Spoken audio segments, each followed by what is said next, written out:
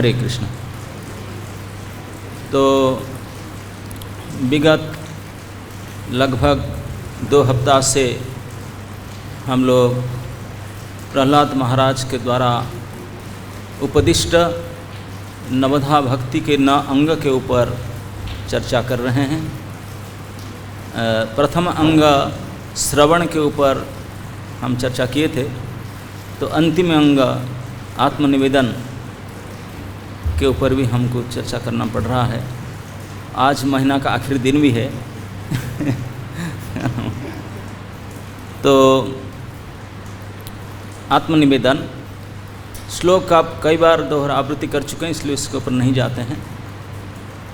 प्रभुपाद जी ने आत्मनिवेदन के ऊपर ये तात्पर्य लिखे हैं।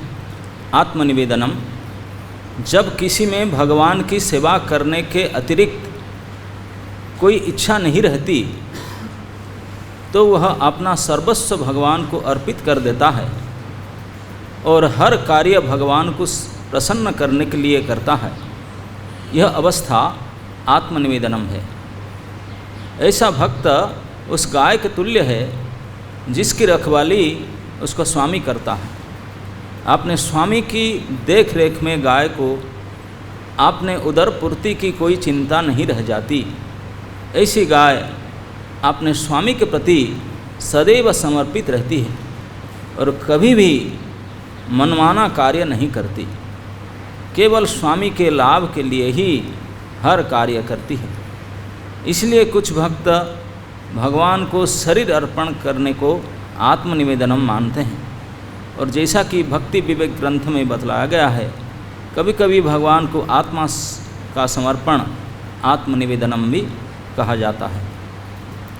आत्मनिवेदन का सर्वश्रेष्ठ उदाहरण बड़ी महाराज तथा अम्बरीश महाराज का भी है। द्वारका में रुक्मिणी देवी भी उनके आचरण में कभी कभी आत्मनिवेदन दिखाते हैं। ओम अज्ञानंतिमिरान्धस्य ज्ञानांजनशलाकया चक्षुरुन्मीलितं येन तस्मै श्रीगुरवे नमः। श्रीचैतन्यमनोभीष्टं स्थापितं येन भूतले स्वयं रूपकदा मह्यं ददाति स्वपदान्तिकं। वन्दे अहं श्रीगुरो श्रीयुतपदकमलं श्रीगुरून् वैष्णवांश श्रीरूपं साग्रजातं सहगणं रघुनाथं नितं तं सजीवं साद्वैतं सावधूतं परिजनसहितं कृष्णचैतन्यदेवं श्री श्रीराधा कृष्णपादान् सहगण ललिता श्रीविशाखान्वितं च। नमो विष्णुपादाय कृष्णपृष्ठाय भूतले श्रीमते भक्तिवेदान्तस्वामिनिति नामिने। नमस्ते सरस्वती देवे गौरवाणी प्रचारिणे निर्विशेष शून्यवादी पाश्चात्य देशतारिणे। जय श्री कृष्ण चैतन्य प्रभु नित्यानंद श्री अद्वैत गदाधर शिवासादि गौरभक्तवृंद। हरे कृष्ण कृष्ण कृष्ण हरे हरे, हरे राम राम राम हरे हरे। तो जैसे आप सुन चुके हैं, ये नवधा भक्ति जो है, प्रत्येक भक्त प्रत्येक विष्णुजन वैष्णवों के मेरुदंड है, उनके प्राण सदृश है, जीवन के भक्ति के जीवन है। हरेक अंग बहुत महत्वपूर्ण है। कोई साधक अगर कोई एक भी अंग को ठीक ठीक से पालन करे तो सफलता अवश्य प्राप्त करेगा। तो ये जो नव अंग भक्ति को प्रहलाद जी ने बोले हैं, जिनमें कई बार ये कहा गया है महत्वपूर्ण 2 शब्द की, इति पुंसार्पिता विष्णु, विष्णु को अर्पित करके करना चाहिए। फिर दूसरा और महत्वपूर्ण कहा गया, क्रियते भगवती अद्धा, केवल उनके ही लिए ही करना चाहिए। कभी मन में संशय आ सकता है, वह जो अर्पण कर दिया फिर उसको क्यों महत्व मानते हैं, दे दिया। इसलिए कहते हैं क्योंकि हम लोग सब एक्सपर्ट है, भगवान बहुत प्रहलाद भी चतुर थे, क्योंकि हम किसी को कोई देते हैं, देने के पीछे कुछ हमारा उद्देश्य रहता है, इसीलिए देता हूँ कुछ काम बनाने के लिए। तो भगवान को कोई कुछ अर्पण करता है, उनको सिर्फ अपना अभिसंधि रहता है, इसलिए बोलते हैं कि अर्पण तो कर दिया, लेकिन कंप्लीट उन्हीं के लिए कर रहा है ना, और कोई आशा है उसका, इसलिए फिर अद्धा कहना पड़ा उनको। तो ये जो अर्पण, अर्पिता और अद्धा, ये दोनों शब्द इस आत्मनिवेदन से ही घटता है, बाकी किसी के साथ घटता नहीं है। क्योंकि बाकी तो सब श्रवणम कीर्तनम एक एक अंग करते हैं, लेकिन ये जो पूर्ण समर्पण, देह समर्पण, इसी में ये अर्पित और केवल उन्हीं के लिए ये बात इसी में ही घटता है आत्मनिवेदन। तो ये न अंग इस प्रकार है, पहले प्रहलाद जी कहे कि श्रवणम, क्यों श्रवण के बिना बाकी कुछ जान नहीं सकते। सबसे पहले अंग श्रवण है। श्रवण का अर्थ है भगवान के नाम रूप गुण लीला आदि कर्ण स्पर्श, श्रोत्र स्पर्श, कर्ण के द्वारा इस लीला के संबंध रखना, सुनना, श्रवणम। और वही वस्तु नाम रूप गुण लीला आदि को जिह्वा स्पर्श, ये कीर्तनम। श्रवणम कीर्तनम विष्णु स्मरणम तत् अनुसंधानम। अगर इसी विषय को अनुसंधान करते हैं, ये स्मरणम है। पाद सेवनम परिचर्यात्मकम, प्रभु के हर प्रकार से परिचर्या चारों तरफ से करते हैं, ये पाद सेवनम। अर्चनम, विविध सामग्री के द्वारा उनका विधिवत सम्मान और पूजा करना, ये अर्चनम। वंदनम, वंदनम में 3 उपविभाग है। सबसे पहले अभिवादनम, नमस्कारम और गुणानुवादम। अभिवादन करना है, नमस्कार करना है, फिर उनके स्तुति गुणानुवाद करना है, स्तुति करना है। उसके बाद दास्यम, आज्ञापालनम। दास्य में मुख्य है उनके आज्ञा पालन करना, प्रभु के प्रिय के। उसके बाद सख्यम, सख्यम दास्यम एक ही है, उसमें भी आदेश पालन, लेकिन उसमें परम विश्वास और आत्मीयता साथ, आत्मीयता और विश्वास के साथ जो आज्ञा पालन, ये सख्यम। और अंततः ये आत्मनिवेदनम, जिसमें देह समेत जो भी और कुछ है सब कुछ समर्पण कर देना। देह समेत जो भी कुछ है, मानस देह गेह जो किछु मोर, अर्पिलु तुया पदे नंद किशोर। मारवी राखवी जो इच्छा तुहार, नित्य दास प्रति तुया अधिकार। अब आप मुझे रखना है, मारना है, do ever whatever you want. मेरे प्राणनाथ आप ही हो, आपका अधिकार है, you have all right reserve to do anything with me. Prabhupada ji कहते नाचाओ नाचाओ आमे जय इच्छा तुम्हार, जैसे मुझे नचाना चाहते नचाओ, I am ready to dance in your hand like a puppet. इस प्रकार तो ये आत्मनिवेदनम को उदाहरण जैसे प्रभुपाद जी ने दिए, सारे गोस्वामी ने दिए हैं। पशुवत, बेचा हुआ पशु, किसी के पास कोई पशु था, उसको किसी को बेच दिया, तो जो बेच दिया विक्रेता, उनका ऊपर राइट कुछ नहीं रहेगा। फिर उसके ऊपर जो खरीदा वो उसको खिलाए पिलाए, बांध के रखे, काम में लगाए, व्हाटएवर, अभी उनका मर्जी, किसी नहीं रहेगा। ऐसे ही तो श्री चैतन्य महाप्रभु ने जब सनातन गोस्वामी को शिक्षा देते थे, उन्होंने कहे शरणागत अकिंचनेर एकई लक्षण, तार मध्य प्रवेशिल आत्मसमर्पण। बोले एक शरणागत होते हैं और अकिंचन होते हैं, दोनों के लक्षण एक ही होता है, क्योंकि उनके अंदर तार मध्य प्रवेशई आत्मसमर्पण, उनके अंदर में आत्मसमर्पण प्रवेशन, आत्मसमर्पण क्रिया उनके दोनों में होता है, इसलिए लक्षण एक ही है। आत्मसमर्पण के लक्षण तो एक ही होता है और वो दोनों में देखा जाता है। लेकिन दोनों में देखा जाता है कि दो नाम क्यों लिए, एक ही नाम लेते नहीं, नाम दो लेते हैं। एक क्या क्या, एक शरणागत, दूसरा अकिंचन। ये दोनों में कुछ अंतर है, यद्यपि लक्षण एक दिखाई पड़ता है, शरणागत किए हैं, लेकिन फिर भी दोनों में अंतर है। क्या ये शरणागत होने का जो हेतु है, इसमें अंतर है। जो शरणागत कहला जाते हैं जो भक्त, उन लोगों ने संसार भोग करने का इच्छा था, संसार भोग करने के लिए चाहते थे, प्रयास भी किए थे, खूब प्रयास किए, लेकिन प्रयत्न करने के बाद विफल हुए, व्यर्थ काम हुए, असफल हुए। असफल होकर के संसार भय से डर के मारे वहाँ से छोड़कर भागे। बोले बाप रे बाप, ये होगा नहीं, मेरा कुछ होता नहीं, मेरे सिंग टूट गया, दांत निकल गया, ये बड़ा खतरनाक है। यहीं से डर के भागे, विफल काम हो करके आ करके और कोई उपाय न देख करके निराश्रय मांग जगदीश रखे भगवान की शरणागत हुए, तो उनको शरणागत कहला जा सकता है। उनको क्या कहला जा सकता है? शरणागत। तो उन शरणागत भक्तों का शरणागत होने का हेतु क्या होगा? कि संसार भोग में विफलता, वो चाहते थे लेकिन कर नहीं पाए, असफलता, और इससे डर के मारे भाग करके यहाँ शरणागत। लेकिन जो अकिंचन भक्त होते हैं उनको शुरू से ही संसार भोगने की इच्छा नहीं था।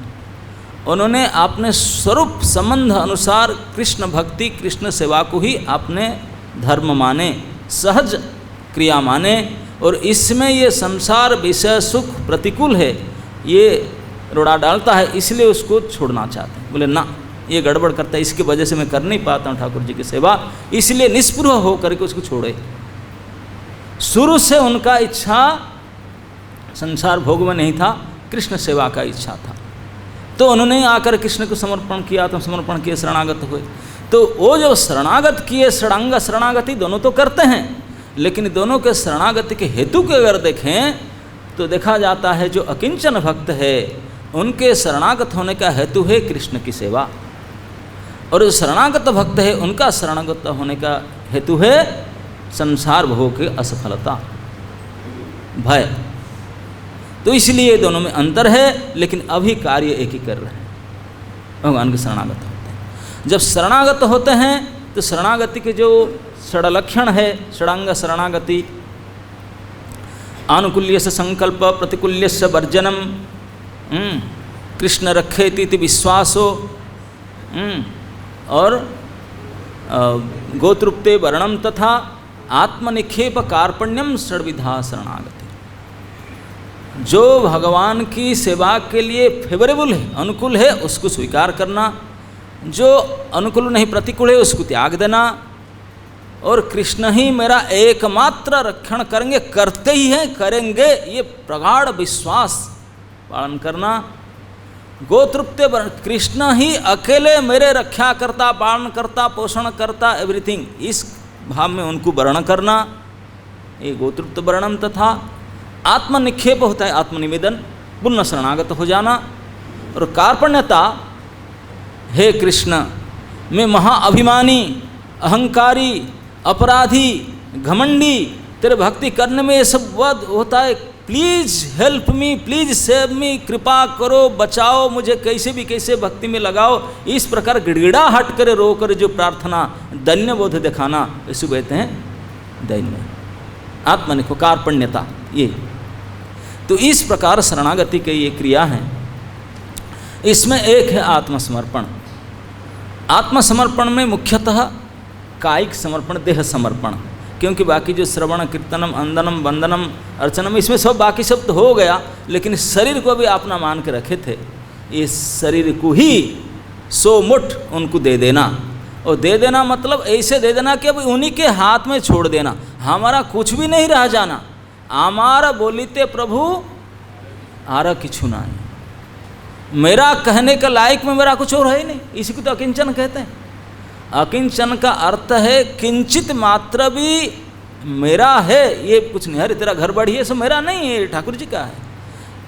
पुत्र पत्नी द्वारा संतान संपत्ति ये सब मेरा कुछ है, सब ठाकुर जी का है, उन्हीं के दास दास है। ये भजन में हम वही समझे, जो कुछ भी हमारा है उसमें अपना सत्व को निकाल फेंको, सारे सत्व को भगवान में दे दो।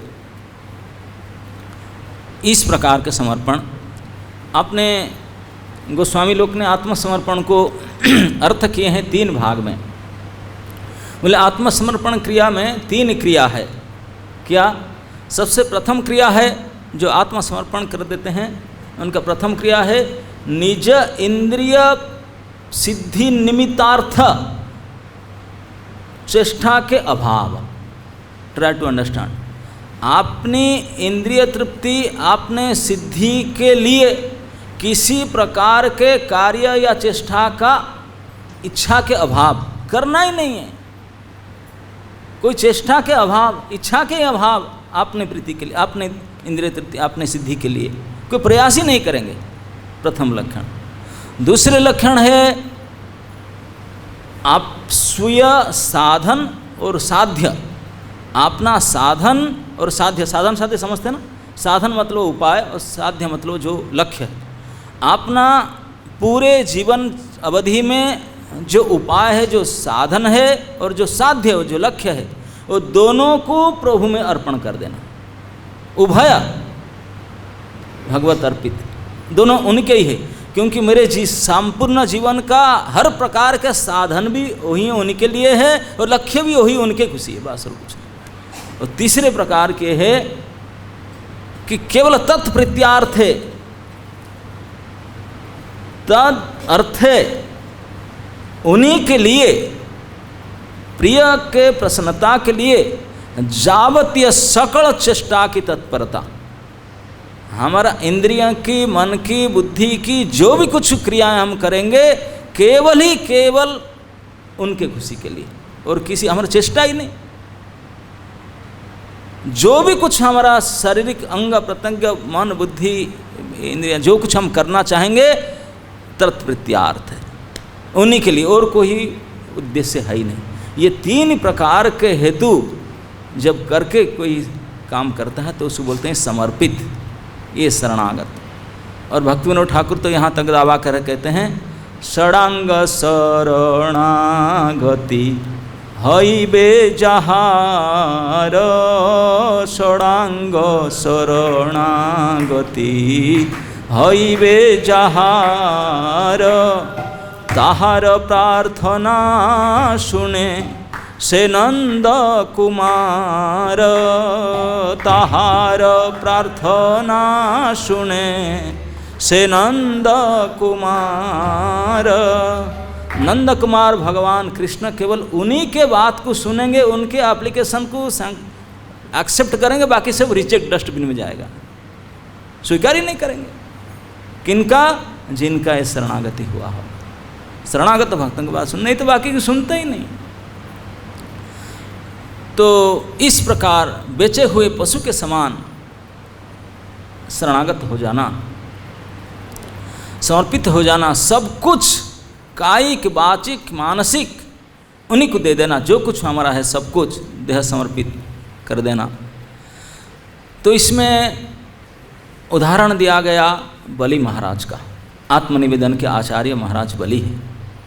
महाराज बलि के प्रसंग हम श्रीमद् भागवत महापुराण में अष्टम स्कंद में पढ़ते हैं।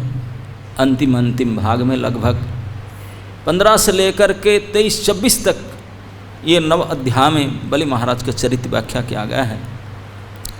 विशेष करके जहाँ बलि महाराज आत्मसमर्पण किए, बलि महाराज कोई ऐसे देखे तो भगवान देवताओं के, सब देवताओं के विरोधी थे, असुर थे, असुर के गुण था पक्का। खूब लड़ाई झगड़ा करते, पहले तो देवासुर संग्राम में लड़ाई झगड़ा करके भगवान के सामने लड़े थे और चक्र से मारे गए थे। एक बार मर्डर हो गया था उनका। ये शुक्राचार्य ने कृपा करके उनको जीवनदान दोबारा जीवन दिए, जी करके आए, फिर गुरु सेवा किए, गुरु सेवा करके फिर चढ़ाव करके फिर देवताओं को जीत गए, इंद्र को भगा दिए। जो भी करे तो इंद्र ने माँ के पास गया, उन्होंने माता आदित्य ने पयव्रत की, जो भी की, तो भगवान उनको वरदान दिए। बोले क्या करूं, ये बलि ही ब्राह्मण सेवा कर रहा है। और रही बात दूसरी, रही मेरा भक्त का पोता है, प्रहलाद के पोता, और प्रहलाद के प्रति इतने उनके संबंध है बलि महाराज का, प्रहलाद के बेटा का जितने संबंध है उनके पोता का इतने संबंध है। बहुत वेरी इंटीमेट रिलेशन बलि का प्रहलाद के साथ। और भगवान ने प्रहलाद को वचन दिए थे कि तेरे कई पीढ़ी तक तो मैं गड़बड़ नहीं करूँगा, एक्शन नहीं लूँगा, और कैसे में करूँगा उसके सामने। तो लेकिन यहाँ वचन दिए माता आदित्य को, बोले तुम मेरा इतने बड़े व्रत किया, 12 दिन सब अच्छा से किया, तेरा भी मनोरथ असफल नहीं होना चाहिए। मैं अभ्यर्थ हूँ, मेरा पूजा करके कोई व्यर्थ नहीं होता किसका प्रयास। तो काम तो तेरा बनाऊँगा, लेकिन करूँगा मेरे हिसाब से करूँगा, वो सोचते थे कि झगड़ा करके मार छीन कर ले आएंगे संपत्ति, हमारा संपत्ति हड़प लिया उनको ले आएंगे। भगवान इस प्रकार नहीं किए। भगवान मेरे भक्त है, ब्राह्मण से भी है। भगवान ने दूसरी पोज उठाए, भीख मांग कर ला कर देंगे। भीख मांगने के लिए जो मांगने वाला होता है वो छोटा होता है, दाता बड़ा होता है हमेशा। दाता का हाथ ऊपर और लेने वाले का हाथ नीचे होता है। तो इसलिए भगवान अपने साइज को छोटा किए, वो ना बने। लेकिन बामन बनने मांगने गए, लेकिन टोटली प्रोजेक्ट चीटिंग का था। चीटिंग करते, चीटिंग किए ही। ये संसार में छलना शब्द तो ठाकुर जी से हम आया, उनसे सीखे। कविवर जयदेव गोस्वामी उनके वंदना करते हैं वामन देव जी के, श्री वामन देव जी को। छलयसी विक्रमणे बड़ी मद्भुत वामनम। छलयसी शब्द सबसे पहले लगा, बोले आप छलना नायक है, छलनायक। छलयसी विक्रमणे, अपनी अद्भुत वामन मन। क्या ये साइज कुछ दिखाया सैंपल, और काम में कुछ और हो। सैंपल दिखा कर पास कर लिया, हम यही माल देंगे, वो सप्लाई में कुछ हो रहा है। हाँ, सैंपल जब वामन देव देखा है, अपना पैर में लूँगा, तेरा पैर में नहीं। बड़ी महाराज बोलते, अरे भैया छोटा ब्राह्मण, तेरा पग छोटा है, 9 इंच का चप्पल है, मेरा 9000 फुट का चप्पल लगता है, तो मेरे पैर में नाप लो, कई फ्लैट बन जाएगा, 1-2 गांव मिल जाएगा तुझे। नहीं नहीं नहीं नहीं, मेरा पैर, मेरे पग में लूँगा, मेरे जो छोटी छोटी पग में लूँगा। अब संतोषी है, कितने धर्म के बाद छल करके, छलना करके बड़े धर्म उपदेश किए, इतने सिखाए, हम संतोषी है, वो संतोषी है। इतने संतोषी है, जब नापने के बात आए, ये स्केल चेंज हो गया। जो स्केल को सैंपल दिखा था सबका सामने, वो स्केल चेंज। इसको बोलते विक्रमणे बलि अद्भुत वामनम। पदनख निरजनित जन पावनम। और ऐसे पैर के नाखून में छेद करके जो पानी के निकाले थे, पदनख निरजनित त्रिलोक पावनी गंगा, वही वामन देव के नाखून के चोट से पानी निकला उनके पैर को धो करके। तो नखस्पर्श जल, ये गंगा जी है। ये इस उनकी स्तुति है वामन देव की। तो भगवान वामन देव ने बलि के पास आए, और बलि ने जबरदस्ती हड़प लिया था स्वर्ग को, हड़प कर बैठा था, जबरदस्ती कब्जा करके बैठा था। तो शुक्राचार्य ने बोले, देखो बलि, आपने जबरदखल किया, लेकिन आपका नाम में रिकॉर्ड अभी नहीं हुआ, ओनरशिप ट्रांसफर नहीं हुआ, पटापावती नहीं हुआ है।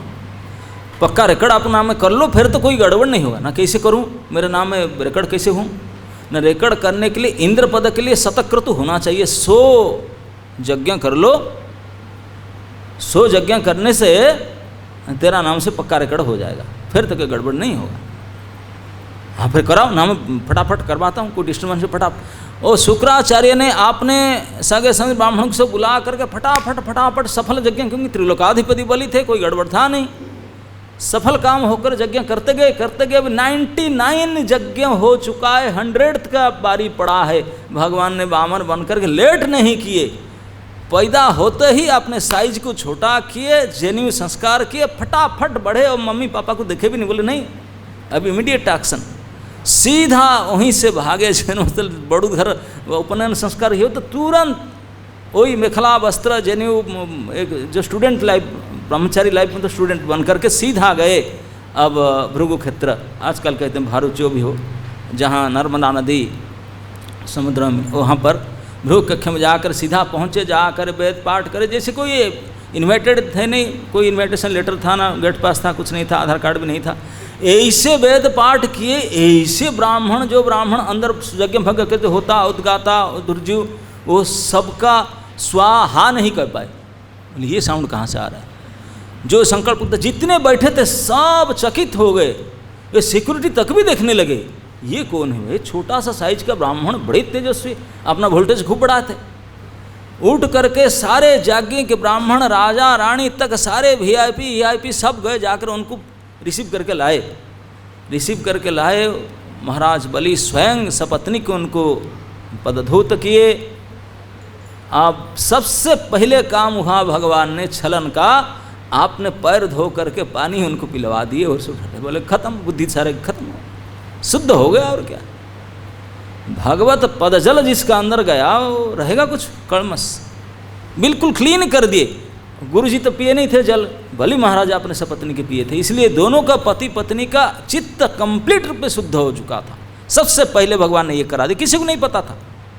पदोधूत जलों को उनसे डबल कराएंगे, पहले एक बार कराए, जब फिर नापेंगे तो फिर धोएंगे और एक बार, तो करा करके सब क्लीन कर दिए। उसके बाद में फिर कंडीशन किए, जब ज़्यादा कंडीशन रखे मेरे नाप, शुक्राचार्य सुने, पहले बैठे थे, वो चश्मा निकाल कर पहने, बोले देखिए, बोले इतना कंडीशन कौन करता है, इतने लोग आते हैं दान लेने के लिए, जो इच्छा दान देता है मेरा चला, ओ ये छोटा सा बालक में बहुत संतुष्टि, थोड़ा सा कुछ लूँगा, लेकिन आप एग्रीमेंट साइन करो तभी बोलूँगा, नहीं तो नहीं। इतना ढीठ ब्राह्मण है, छोटा सा कौन है, जैसे नंबर वाला चश्मा पहन कर देखे, बोले बलि विरोचन पुत्र रुक जा, खबरदार, क्या ये डुप्लीकेट है, ये ब्राह्मण बालक नहीं है, रूप बना कर आया डुप्लीकेट हो कौन, अरे सब भगवान विष्णु, ये तो साक्षात भगवान विष्णु है, देवताओं के काम करने के लिए आया तुझे छलने के लिए, खबरदार कुछ मत दो, ना कर दो, अरे एग्रीमेंट साइन कर लिया, अरे छोड़ो यो, ऐसे कह दे, लेकिन बात थोड़ी कम, बोल दो, ना कर दो, कैसे भी करो। वेद की ऋचाओं को उदाहरण दे करके खूब समझाया गुरुजी ने कि मना कर दो, देखेंगे अपने हिसाब से कुछ देना, उनका हिसाब से मत दो ना। मैंने उनके हिसाब से एग्रीमेंट कर लिया, छोटा सा ब्राह्मण बालक इतने गुलशन देखता है, उसको दुखी करूं, अरे भूल जाओ ये डुप्लीकेट है, आप नहीं जानते हैं ये इसे रूप मान कर आया ना। अगर आप गुरुजी आप बोलते हैं विष्णु है, विष्णु तो सर्वसमर्थ ना है, वो कुछ भी कर सकता है, हम कुछ कर सकता है, अगर वो चाहे मुझे 2 थप्पड़ मार के समझे ना कर सकता है, उनको कौन रोके भाई ना। फिर ऐसे भिखारी ना ही तो मैं भी समझ रहा हूँ, और जब भिखारी बनकर आया तो भी उनको आप मत दो, नहीं तो सब ले लेगा, मेरे लिए एनवलप देने के लिए कुछ नहीं बचेगा, तेरे दक्षिणा के लिए कुछ नहीं बचेगा, तो खबरदार मत दो उनको। लेकिन बलि महाराज क्योंकि चरणार्थ को पी चुके थे, अब चित्त शुद्ध हो चुका था, बोले गुरुजी मैं प्रहलाद के पोता हूँ, इतने मेरे त्रिलोक में कीर्ति है, मैं कैसे कर सकता हूँ, भले कुछ भी हो जाए मैं तो दूंगा। गुरुजी डांटे, मेरे आदेश का अवमानना करता हूँ ना, गुरुजी करता हूँ, मैं तो दूंगा। गुस्से होकर के अभिशाप दे दिए, बोले नरक में जाओगे, सारे राज्य लक्ष्मी छीन जाएगा, नरकवास होगा, ये होगा, अभिशाप दे। अभिशाप को गुरुजी के क्रोध अभिशाप को स्वीकार कर लिए बलि महाराज ने, और जब देने के लिए आगे बढ़े, हाँ जी सामने क्यों खड़े हैं, साइड हो जा, पीछे कोई बैठे हैं, सामने खड़ा हो गया आकर के।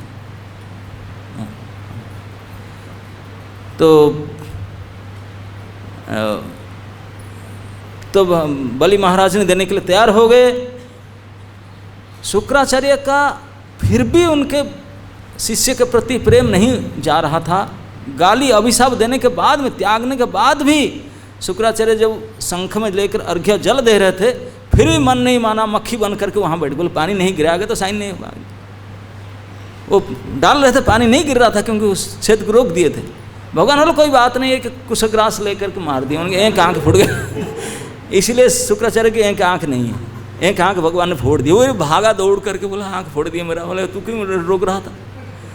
अब बलि महाराज के गुरु जी ने तभी भी मेरे पीछा पड़े थे ना दूँ उसको, लेकिन दे ही डाले। अब जब साइन हो गया और देने के लिए कबूल कर लिए, भगवान ने जो नापने का बारी, यहाँ ले लो, कहाँ लेना है, छोटे तो है पग 3 पग भूमि लेना है, ले लो कहीं पे, यहीं पे लेना है, कैपिटल सिटी में, कोई गांव में या कहीं ले लो। तो भगवान ने नापने के लिए जब आप डग बढ़ाए, एक पैर तो रखा, दूसरे पैर तो बढ़ाए, देखते गए, सारे बैठे थे जितने वीआईपी लोग, ऋषि मुनि ब्राह्मण सब देखते गए, देखते गए, देखते गए, आँख भी नहीं जा रहा है, पैर बढ़ता जा रहा है, बढ़ते जा रहे, पूरे ब्रह्मांड के ओर छोर, पाताल से लेकर के मर्त्य लोक छोर पर्यंत सारे बढ़ा लिए पैर यहाँ तक, इतने लंबा पैर बढ़, क्या स्केल था उनका, अद्भुत विक्रमण, अब नाप लिए और सारे शरीर को इतने बढ़ाए, कोई देवता गंधर्व किन्नर आकाश वायु बादल सब छा गया, कुछ नहीं बाकी रखा। जितने कोई देख सकता है, सुन सकता है, जहाँ तक चंद्र सूर्य का किरण जाता है, जहाँ तक बादल बरसता है, जहाँ तक वायु बहता है, वहाँ तक अधीन कर लिए। बोले और स्वर्गलोक ऊपर का है, बढ़ाए दूसरा पैर ऊपर बढ़ाए कि ब्रह्मांड का छात फट गया, ब्रह्मलोक तो चला गया। स्वर्गलोक क्या ब्रह्मलोक तो पैर चला गया, इतने तेजी से पैर बढ़ा। बोले तू कितना मैं ऊपर तो पूरा ब्रह्मांड नाप लूंगा, 3 लोग क्या बोलता है तूने। ब्रह्मा जी ने देखे, बोले ये तो बाबा के पैर है। तुरंत बुला कर सबको अभिषेक किए ब्रह्मा कमंडल में, जो भी है ब्रह्मांड वो सब किए। तो कर करके बोले अब तो कुछ बाकी नहीं था। बलि महाराज भी देख रहे हैं, सारे देख रहे हैं कि कुछ भी बाकी नहीं रखा, सब नाप लिए 2 पैर में। 2 पैर में नाप करके भगवान ने फिर अपने फर में आगे अपने अख्तियार लेकर के बोले अब बड़े इतने में अपना पार्टी लोग को बुला लिए, वो जानते हैं गड़बड़ होने में झगड़ा होगा। आनंद सुनंद प्रबल जय विजय सब उनके पार्टी लोग को बुला दिए, 12 अपने पार्षदों को, और सब अपने आर्म्ड फोर्स अपने शस्त्र के साथ आए थे। आ करके गरुड़ जी को बोले बांधो उसको। बहुत बड़ा दानी देखा रहा था, बड़बड़ कर रहा था, मैं दे दूंगा, ये दे दूंगा, वो कर दूंगा, वो क्या है तेरा, 2 डब दिया, तीसरे पग के लिए कहाँ है जगह तेरा पास, बड़े बड़े बात कर रहा था, अरेस्ट करो उसको। गरुड़ जी ने सबके सामने वरुण पास में बांध डाले बलि को, जाकर अरेस्ट की। बताओ कोई अगर सोचो आपके घर में कोई भिखारी आएगा, छोटा सा साइज वाला भिखारी, बिल्कुल नॉर्मल बेगर कोई आए, आकर बड़े गिड़गिड़ाए, मुझे केवल इतना चाहिए, मैं घर में थोड़ा बैठ करके थोड़ा भोजन करूंगा, 2 रोटी हो जाएगा मेरे को, और कुछ नहीं। 2 रोटी करके आपके गोडाउन खाली कर दे जबरदस्ती, और आपको अरेस्ट करे आपके घर में घुस करके। कितना बात है बताओ। भिखारी बन करके आया, घर में घुस करके, राजमहल में मंत्री पारिषद सेनापति सब बैठे हैं, उनके सामने उनको अरेस्ट करा। अरेस्ट करके डांट रहे हैं, आक्षेपित कर रहे हैं, और इसे सबके सामने, यहाँ तक कि उनके जो सेनापति और बड़े बड़े सेनाध्यक्ष सब थे, नमुची विप्रचित जो सेनाध्यक्ष सब बड़े बड़े असुर सेना, वो उठ पड़े, बोले अरे हमारे स्वामी तो बड़े सिंपल है, उनको ठग करके क्या कर दिया, ये तो ब्राह्मण बड़े खतरनाक है, मारो इसको, पीटो, अस्त्र शस्त्र लेकर लड़ाई करने के लिए टूट पड़े। भगवान तो पहले अपने पार्टी को बुला कर रखे, तो बोले खबर लो उनको। जय विजय जो नंद सुनंद आदि होते हैं भगवत पार्षद, 10-10 हजार के हाथी के बल रखने वाले होते हैं। अरे बेचारे असुर उनके सामने क्या, सब हाथ पर काट कुटे, सब ऐसे मार पीट किए। बलि महाराज बोला भागो यहाँ से, चले जाओ, सब मारे जाओगे, भागो यहाँ से। सब डर के मारे सातल भाग गए छोड़ छाड़ करके।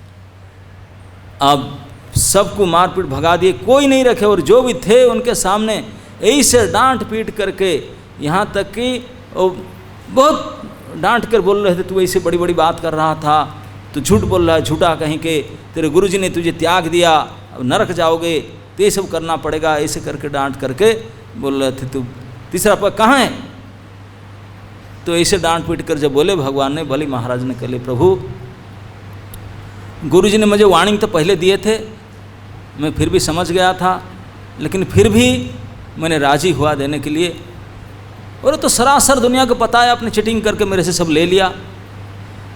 ले जाने के बाद ही मुझे अरेस्ट करके सबके सामने डांट रहे हैं, पीट रहे हैं, और इसे अपमानित भी कर रहे हैं। लेकिन प्रभु मैं आपके डांटना, पीटना, अपमान और निर्धन हो जाना, राज्य से छूट जाना, एक फटे कोड़ भी नहीं रहना, शापित होकर नरक वास करना, आई डोंट केयर, मैं किसी के लिए कोई खातिर नहीं कर रहा, मैं सब सहन करने के लिए तैयार हूँ। केवल एक को मुझे डर लगता है, क्या, अपकीर्ति, मेरा कीर्ति नाश ना हो जाए, इसी को बचाने के लिए मैं प्रयास करूँगा, इसलिए मुझे इसे डांटिए मत। क्या है, क्या देगा ना, शीर्ष मेरा सर में रखिए तुम्हारा पैर, तीसरे पैर आप जो रखना है, तीसरे पग मेरा सर में धारण कीजिए, नतमस्तक हो गए, झुक कर के अपने शरीर बढ़ा दिए, बोले आपके चरण इस सर में धारण कीजिए। अब तब कहते थे कि मैं एक एक पैर में संसार नाप लिया, तेरे चरण में एक क्या 5 इंच का ठुक जाता है, वो मेरे चरण में आएगा। बोले हाँ, ये वस्तु दृष्टि से देखने से तो छोटा है, नहीं आएगा, लेकिन अगर न्याय दृष्टि से देखे, मैं मालिक हूँ, ये संसार सागर 3 लोक ये मेरा था, मेरा धन था, मेरा धन से धनी तो बड़ा है ना, तो धनी का सर है, तो इन्हीं हिसाब से न्याय के सबसे बड़ा है, तो इसलिए ये खप जाएगा, इसमें रखो, तीसरा पैर इसमें रखो, मैं जो होता है मेरा से बड़ा होता है, तो इसलिए मैं मेरा सर में रखो तीसरा पैर, आपने सर बढ़ा दिए। तो इसी अवस्था में प्रहलाद महाराज आए, बंधे हुए थे प्रहलाद महाराज आए, जो प्रहलाद महाराज के प्रति पूर्ण समर्पित बलि महाराज, इतने उनको भक्त थे, आज प्रणाम नहीं कर पा रहे हैं, बंधे हुए हैं बेचारे, प्रणाम तक नहीं कर पाए, रो पड़े, रो रो करके दादाजी को देखे, बोले दादाजी तो प्रणाम ही नहीं कर पाऊँगा, ये दशा मेरा है, देखिए तुम्हारे ठाकुर जी की दशा मेरे करके रखें। प्रहलाद जी आकर देखे, बोले प्रभु, प्रहलाद जी आकर तुरंत दंडवत प्रणाम किए, दंडवत बोले प्रभु ऐसा कृपा तो मेरे ऊपर आप नहीं किए, मैंने सारा जीवन जन्म से पहले से ही माता गर्भ से निकलने से, माँ के गर्भ में जब था तभी से आपके क्लास सुन रहा था, भाव क्लास कर रहा था, है ना नहीं, तभी से भक्ति शुरू किया था, श्रवण भक्ति आदि, और अभी तक पूर्ण स्मरण करके आपको भक्ति कर रहा हूँ, स्मरणांग निभा रहा हूँ। लेकिन ये तो बदमाश था, असुरों के राजा था, बदमाश था, कई बार देवताओं को छेड़छाड़ किया, आपके साथ एक बार मर्डर भी होता, इतने बदमाश, लेकिन जो कृपा उनको कर रहे हैं मुझे नहीं किया आपने। बोले क्यों ना, आपके ये जो तिलोकाधिपति, त्रिलोक के धन संपत्ति देना, ये तो आपकी कृपा ही था, आपके देना जितने सुंदर है, आपके लेना उससे ज़्यादा और सुंदर है। आपके लेन देन जब ले रहे हैं तो और सुंदर है। बोले कैसे? बोले कभी कोई अभिभावक, माता पिता अपने बच्चे को जानते हैं गड़बड़ कर रहा है, तो फिर भी इस संबंध के कारण डांटते नहीं करना चाहिए, मत करो, लेकिन इतना डांटते नहीं है। लेकिन जो सचमुच हितैषी है छीन लेता है उनके हाथ से, है तेरे गला में घाव है, आइसक्रीम खाता है, छीन लेंगे उनसे। वो रो रहा होगा नहीं कि छीन लेंगे ना, जो उनके वास्तविक हितैषी होगा छीन लेगा। बोले ऐसे तो छीनता है, देख रहा है कि ये संपत्ति, ये कुल, ये सब जो अभिमान उनके अहित करेगा या परम हितैषी, आप तुरंत छीन लेते हैं जबरदस्ती उनसे। बोले इतने सौहार्द, इतने हित चिंता, इतने उपकारी कौन हो सकता है? मेरे साथ आपने ऐसा नहीं किए जिसके उनके साथ कर रहे हैं। अब भगवान समझ गए तो ब्रह्मा जी आ गए।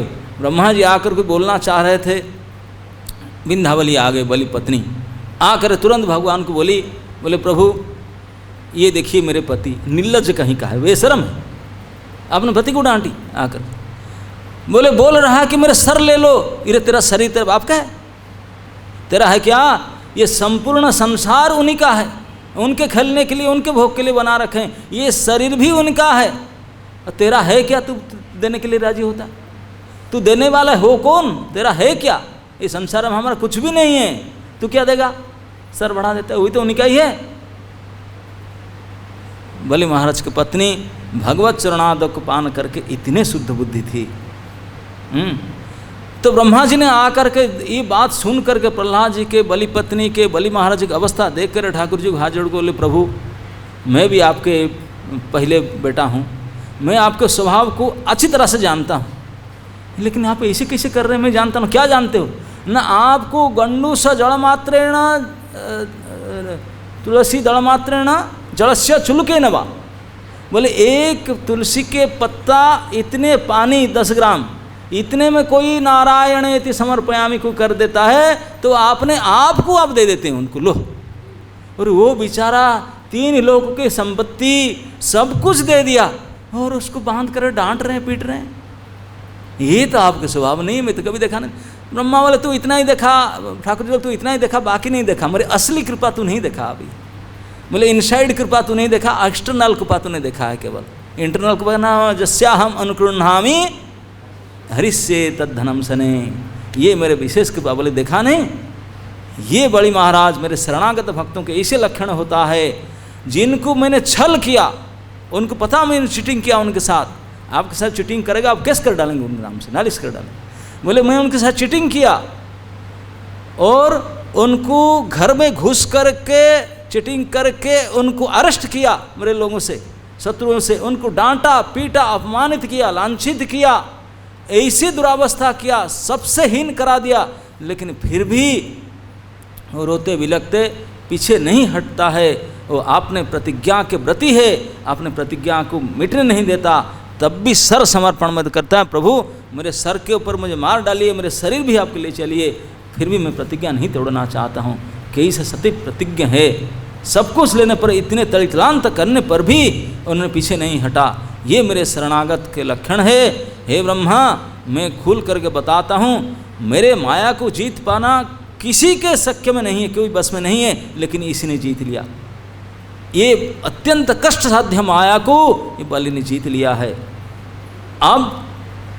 अब मैंने उसको वो इस प्रकार से मुझे समर्पण किया, तो उसको मैंने निरय भेजूंगा। र और ल अभिन्न है, मैं निरय में भेजूंगा, मेरे प्राइवेट क्वार्टर में रखूंगा। मैं ऑर्डर दे करके जो बनाया यहीं रखूंगा उसको, और मैं खुद ही देखभाल करूंगा उसको। ये तो बड़ी महाराज ने आत्मसमर्पण किए, उनको बुला गया। यहाँ भगवान ने केवल बोले कि उन्होंने हाँ सरेंडर किया, डांट पीट किया तो उन्होंने माना, अपने कीर्ति की वजह से, अपने मान रखने के, सम्मान रखने के लिए उन्हें समर्पण कर दिया। लेकिन एक और जगह में भगवान और भक्तों के समर्पण की बात हम देखते हैं, जिस पर भगवान ने दावा करके बोलने ठोठ करके बोले ये मेरे भक्त, वो मुझे कंप्लीट देह समर्पण किया है, सब कुछ समर्पण किया है, और मैं उसको यूज कर रहा हूँ, करूँगा। ये भगवत वाक्य में ये श्री सनातन पाद के प्रसंग में आता है। भगवान श्री चैतन्य महाप्रभु जब कहते हैं, सनातन गोस्वामी जब वृंदावन से पुरी जा रहे थे, उनको इससे बीमार हुआ, पूरा शरीर सड़ गया, इसका भी चर्म रोग हो करके। सोचे कि इससे पुतिगंध पस निकल रहा है, सड़ गया है शरीर, इस शरीर में ठाकुर जी के पास क्या जाऊं, बेटर जाकर रथ चक्का के शरीर सुसाइड कर लूँ, मर जाऊं, इस काम में धाम में रहूँगा सब, ये डिसाइड करके गए थे। अब भगवान तो अंतर्यामी है, आके उन्होंने डांटे, बोले नहीं मर सकता। तो सनातन बोलते हैं कि प्रभु ये सड़ा हुआ शरीर को जिलाने से क्या फल मिलेगा तुम्हारे, मोरे जियाइले तुम्हारा किबा हवे लाभ। ये सड़ा हुआ दुर्गंध शरीर को बचा कर रखने से आपका लाभ क्या है? ये बात जो कह दिए, भगवान ने गरज पड़े, व्हाट आर यू टॉकिंग। प्रभु कहे तुम्हारा देह मोर निज धन।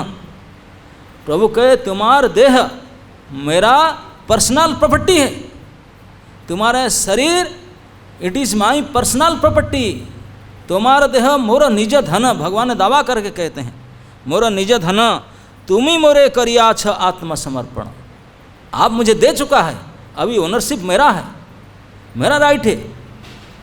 अच्छा, एक बात में समझ में आता हूँ, आप इतने हम लोग सब बैठे हैं, अगर अपना पर्सनल स्मार्टफोन हो, अपना खुद जो खरीद किया है अपना फ़ोन, और कोई दूसरे का फ़ोन कोई आ गया, कहीं गड़बड़ यूज होना तो वो उसी को यूज करेंगे, अपना फ़ोन को साइड कर रखेंगे, कोई खर्च ना आ जाए, कोई गड़बड़ ना हो जाए, है ना, अपना कोई भी चीज़ पर्सनल। और जब प्रभु दावा करके बोलते हैं तुम्हारा शरीर मेरा पर्सनल प्रॉपर्टी है, तो ऐसा ही करते हैं, सड़ा करके पीव पस गंधित दुर्गंध कर रहे हैं। ये आपके व्यक्तिगत धन का ऐसे ही उपयोग है, ऐसे रखवाल है। लेकिन ठाकुर जी के स्वभाव क्या पता, बोलते हैं परेर द्रव्यर तुम्हें कहना चाह विनाशित। ये दूसरे का समन है, तुम्हारा शरीर मेरा है, ये परेर द्रव्य को तुम कैसे विनाश करने चाहता हो। धर्मा धर्म विचार किबा नापार करीते। धर्म धर्म का विचार क्या नहीं है आपका। तुम्हारा शरीर हमार प्रधान साधन, ये कहते हैं, कितने भगवान का गर्व है। तुम्हारा शरीर हमारा प्रधान साधन, ए शरीर साधी आमी बहु प्रयोजन। आपके शरीर मेरा प्रधान साधन है, इस शरीर के द्वारा मैं बहुत कुछ काम करने वाला हूँ, साधी बहु प्रयोजन। भक्ति भक्त भक्ति कृष्ण प्रेम तत्वर निर्धार, वैष्णवर कृत्यार वैष्णव आचार। कृष्ण भक्ति कृष्ण प्रेम सेवा प्रवर्तन, लुप्त तीर्थ उद्धार वैराग्य शिक्षण। निज प्रिय स्थान मोर मथुरा वृंदावन, तहाँ एत धर्म न चाही करिते प्रचारण। ये सारे लिस्ट बता दिए, इस लिस्ट सारे जो काम, ये सारे कंप्लीट प्रोजेक्ट आपके शरीर के द्वारा मुझे करना है। और तू शरीर को मिटाना चाहता है। अरे जब इस शरीर कराना चाहते, शरीर को मेंटेन करे, ठीक ठाक कर रखना ना, खिला परा को प्रोटीन दे करके बढ़िया सा तंदुरुस्त कर रखो, तो काम लेना है। और पूरे गला दिया उसको, दुर्गंध पब पीस निकल रहा है, पस पीब निकल रहा है, ये टेक क्या है, इतना काम कराना है इस शरीर से। अब ऐसा नहीं, अब बोले छोड़ो ये पाठ, अब काल मेरा एक हाउस प्रोग्राम है, वो टोटा गोपीनाथ में चलना है, तो आना है, दोपहर में लंच है, आना है हाउस प्रोग्राम। सनातन बोले अवश्य आऊँगा, आप बुला रहे हैं आपके प्रोग्राम में तो आऊँगा लंच में, मैं तो इसी वीक में आओ। तो महाप्रभु देखिए कैसे परीक्षा बुलाए, और ठीक दोपहर में महाप्रभु चले गए टोटा गुन्हा लंच के लिए। अब सनातन गोस्वामी जब बालिशाही होकर जाते मंदिर के पथ में, बढ़िया अच्छा रास्ता था, 10 मिनट पहुंच जाते। वहाँ न जा करके घूम करके समुद्र होकर के 4-4.5 किलोमीटर रास्ता, कोई पेड़ नहीं समुद्र के तीर, बिल्कुल वैशाख जेठ मास का जो दोपहर का समय, इतने तप्त बालू का, पैर में फुसका, चप्पल थोड़ी ना था उनका, बिल्कुल फोड़ा उठ गया शरीर में पैर में। फिर भी गए इस 4:30 दूर में जाके पहुँचे 2:30 बजे, और महाप्रभु 12 बजे लंच खाकर बैठे, वेट किए। गोविंद जी बोले नहीं आ रहा है। बोले ठीक है मैं जाकर रेस्ट कर रहा हूँ, आने से उसे रख लेना, अपना उचिष्ट रख दे, उनको खिला देना। लेकिन सो करके ध्यान, अंतर्जामी प्रभु हैं, सब जानते। महाप्रभु 2:30 बजे पहुँचे, देखे कि प्रभु रेस्ट करे, डिस्टर्ब के लिए गोविंद हैं, ना प्रसाद आपके छोड़ा हुआ है, आप पा लीजिए, इतने लेट में आए, नहाते बड़े लेट प्रसाद पा रहे थे। तो बुलाए गोविंद, सनातन ना, हाँ आप पा रहे हैं प्रसाद, ना तो भेजना मेरे पास, जाके सनातन अपना। बोले क्यों इतना लेट हुआ? ना थोड़ा मैं निकला था टाइम पे, थोड़ा आने में रास्ता लेट। कौन सा रास्ते में आया? सब जानबूझ कर पूछें कौन सा रास्ता? ना समुद्र। क्यों ये रास्ता में क्यों नहीं आया? मंदिर होकर के शीतल रास्ता था, वो जल्दी पहुंच जाता। सनातन बोले कि क्या करूं, एक तो मैं बीमारी शरीर हूं, और दूसरे यहाँ भगवान तो नहीं, भगवान के सेवक का आतजात हो रहा है। भगवान के जो सेवाकारी भक्तगण, ब्राह्मणगण, पंडा पार्षद, वो लोग सब जा रहे हैं, तो मैं तो स्पर्श करूँगा ही नहीं। अगर मेरा छाया उनको स्पर्श कर जाए तो महा अपराध हो जाएगा। तो इसी वजह से मैं नहीं गया उस रास्ता में, इस समुद्र किनारा होकर के आया गर्मी में। अरे गर्मी में पैर चप्पल नहीं धरा तो ना, हाँ व्रण तो हुआ लेकिन कोई कष्ट महसूस नहीं हुआ, क्योंकि आपके साथ लंच करूँगा ये सुख था, इसलिए दुख मुझे कोई बाधित नहीं किया। मैं प्रसाद पा लिया ना। अब भगवान पैर को नष्ट किए, पूरा फोड़ा उठा हुआ, इतने बड़े बड़े सब फपले सब फटका हो चुका है, पैर में फुसका हो चुका।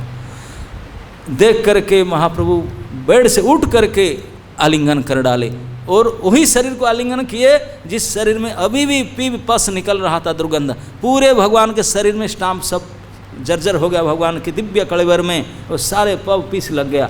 सनातन अभी भी इतने दुखी थे, बोले क्या करूं, मानते नहीं, जबरदस्ती। बोले प्रभु क्यों ऐसा कर रहे हैं अपने? बोले क्यों, मुझे तो बड़ा सेंट आ रहा है, चतुसन। बोले चंदन, अगरू, केसर और कस्तूरी से मिला करके जो सेंट, उससे भी ज़्यादा सेंट आ रहा है मुझे, आपको दुर्गंध लग रहा है। कोई मक्खी भणभण हो रहा है, कोई पास नहीं आ रहा, आपको अच्छा लग रहा है। तो सनातन बोलते हैं कि प्रभु आपके स्वभाव को बुझना समझना समझ नहीं आ रहा है। आप वासुदेव कुष्ठ के गणित कुष्ठ था, कीड़ा चल रहे थे उनके कुष्ठ माधि में, उसको आलिंगन करके गोल्डन बड़ी बना दिए, और मुझे सैकड़ों आलिंगन कर चुके हैं, यही चढ़ा कर रखे हैं। पता नहीं क्या इच्छा तुम्हारे। वो क्या जगदानंद बोल रहा है चला जाऊंगा, मैं सोचता हूँ कि रद्द कर मैं वापस चला जाऊंगा आपको मैं, और इतना आपके दुख मैंने नहीं हो सकता है, आपके शरीर की इस प्रकार मुझे नहीं देखा जाता। भगवान ने तुरंत डांट गए, बोले ऐसा बात है तू मुझे छोड़ के जाता है? नहीं। भगवान ने सिखा देते, बोले सनातन मैं तुम्हारे शरीर को इसे पिघला कर गला करके फिर मैं तुझे आलिंगन कर रहा हूँ, और फिर भी तुझे केवल शरीर नहीं गला है, पैर बाकी था, पैर के नीचे पैर में भी फुसका करके इतने आप तप्त बालू का में चल के ऐसा किया। मैं इसमें बहुत प्रसन्न हूँ, मैं बहुत प्रसन्न हूँ। बोलते हैं तुम कहता है कि तुम ये रास्ता में आने से भगवान के सेवक का छाया स्पर्श हो जाएगा, इसलिए आपके अपवित्र हो जाएंगे वो लोग। बोले मैं जानता हूँ, यद्यप्य तुम हय जगत पावन तुमा स्पर्शे पवित्र हय देव मुनि गण। बोले मैं जानता हूँ तुझे, तेरे स्पर्श पा करके देवेंद्र मुनिंद्र गण भी पवित्र हो जाएंगे। तथापि भक्त स्वभाव मर्यादा लक्षण मर्यादा पालन है साधुर भूषण। बोले फिर भी भक्त का ही नेचर होता है मर्यादा पालन करना, और मर्यादा पालन साधु के अलंकार भूषण होता है, साधु का भूषण। मर्यादा पालन है साधुर भूषण मर्यादा लंघन लोक करे उपहास। मर्यादा लंघन होने से लोग उपहास करेंगे। यह लोक परलोक दुई जाए नाश मर्यादा रखिले तुष्ट हय मोर मन तुम्हें इच्छे ना करिले करे को न जन। बोले आप मर्यादा पालन करके दिखाया, क्या मर्यादा पालन किया ना, पैर में चप्पल बिना आगे चल करके फुसका उठाए, ये मर्यादा है। उच्च कोटि के भक्त जो है वो इसी प्रकार काम करते, यही है मर्यादा रक्षण। प्रभु प्रसन्न होकर के आलिंगन किए। बोले तुम अगर ऐसा ना करते वो कौन करता, कौन सिखाया जगत को। इसीलिए तेरे द्वारा मैं सिखा रहा हूँ जगत को, तेरे शरीर को इसी प्रकार कर करके ऊपर से नीचे जला करके, पिघला करके, सड़ा करके दुनिया को दिखा रहा हूँ, देखो मेरे भक्त के साथ मैं कैसे खिलवाड़ कर सकता हूँ, फिर भी आलिंगन करता हूँ। तुम ऐसे मानता है कि पुतिगंध में तेरे शरीर है? नहीं नहीं नहीं। लास्ट में भगवान फाइनल आलिंगन किए, तुरंत दिव्य शरीर बना दिए। 1 मिनट कोई ऑइंटमेंट फंटमेंट लगाना नहीं पड़ा, बिना ऑइंटमेंट में, इंजेक्शन में, देखते देखते आधा सेकंड में शरीर की बिल्कुल देव शरीर बना दिए। तो भगवान कभी भी कर सकते थे, उनके पर्सनल प्रॉपर्टी। वही बोलते हैं भगवान जो समर्पित भक्त के साथ में ऐसे व्यवहार करते हैं, he has all right reserve. वो चाहे उनको सड़ाए, गलाए, उसके फुसका उठाए, जला दे, कुछ भी करे, ही कैन डू एनीथिंग। मत प्राणनाथस्तु सएव नापरः। वो कुछ भी करने के लिए उनका अधिकार है। हम कुछ भी बोल नहीं सकते हैं, केवल सह सकते हैं और उसके ऊपर ओन सहन करेंगे और मर्यादा रक्षण करने के लिए। इसी से भगवान प्रसन्न होते हैं। प्रसन्न होकर के फिर आलिंगन होते, बोले तुम नहीं करेगा तो और कौन करेगा? हम वो होते तो बोले प्रभु जी बुला दिए, चप्पल तो हमारे पास नहीं है, मैं कैसे जाऊँगा? फ़ोन करते प्रभु जी रिक्शा टांगा, कुछ कन्वेंस भेजो ना, जाऊँगा। बोल दिया आपका लंच में जाने के लिए, लेकिन जाऊँगा कैसे? कुछ टमटम अरेंजमेंट करो, गाड़ी भेजो, नहीं तो नहीं जाऊँगा, तो फिर भेज देना हमारे पास। ऐसे हम लोग। लेकिन देखिए भक्त कैसे होता है। ऐसे भक्त जिनको प्रभु ने दावा करके, गर्व करके बोलते हैं कि तुम मुझे समर्पित किया है, तुम्हारा देह इट्स माई पर्सनल प्रॉपर्टी। ये बात को सुनकर हरिदास तो नाचने लगे। बोले अभी तक ना कोई शास्त्र में, वेद में, इतिहास में, पुराण में कहीं नहीं सुना प्रभु के ऐसे दावा भक्त के प्रति। हाय हाय सनातन, तुम्हारा भाग्य की तो सीमा ही नहीं है, इतने बड़ी दावा करके प्रभु आपके साथ कहते हैं। तो ये है भक्त और भगवान के जो समर्पित भक्त, जो शरणागत भक्तों के ऐसे ही उनके मर्यादा, ऐसे उनके व्यवहार, ऐसे उनके लक्षण, और उसके द्वारा भगवान को ऐसे वशीभूत करते हैं कि भगवान तो अपना भी लिमिट तोड़ करके उनके साथ व्यवहार करते हैं। पुरी में ऐसा नहीं किए, वृंदावन भेजे, वृंदावन में ब्रजवासी घर से भाग कर उनके साथ आ गए रहने के लिए, भाग कर उनके साथ गए, मक्खन रोटी छोड़कर आए, वहाँ बिना नमक के, बोले डाइजेशन नहीं हो रहा, थोड़ा नमक पानी दो, नमक के बहाने मंदिर बना दिए राधा मदन मदन के। और सनातन गोस्वामी बोले मंदिर फंदिर टेंशन में चला जा रहा हूँ, पावन सरोवर जाके भजन के, वो मंदिर छोड़ के भाग के जाके दूध पिलाए उनको। बोले ये मेरे पीछे पड़ गया, यहाँ छोड़कर भाग गए गोवर्धन। गोवर्धन जाके बोले बुढ़ा हो गया, परिक्रमा करूँगा, वो उनके पीछा छोड़े नहीं, परिक्रमा उनके साथ जो गिर जाते थे परिक्रमा करते करते 40 मिनट, फिर उठा करके बोले नहीं मत करो, बूढ़ा हो गया, मत करो परिक्रमा, ना मुझे और कुछ तो नहीं कर पा रहा हूँ, परिक्रमा करो। अगर परिक्रमा तुझे करना ही है, मैं हार गया, तो साइन करके आपने पदच्छाप देकर, स्टाम्प लगा कर पैर का एक शिला दे दिए। ये प्रमाण आज भी विद्यमान है भक्त और भगवान के व्यवहार। और शिला दिए, बोले उसको परिक्रमा कर दो, नहीं करो। तो ये है शरणागति के लक्षण, शरणागति के भाव और शरणागत भक्तों का भगवान के कैसे व्यवहार। हरे कृष्ण।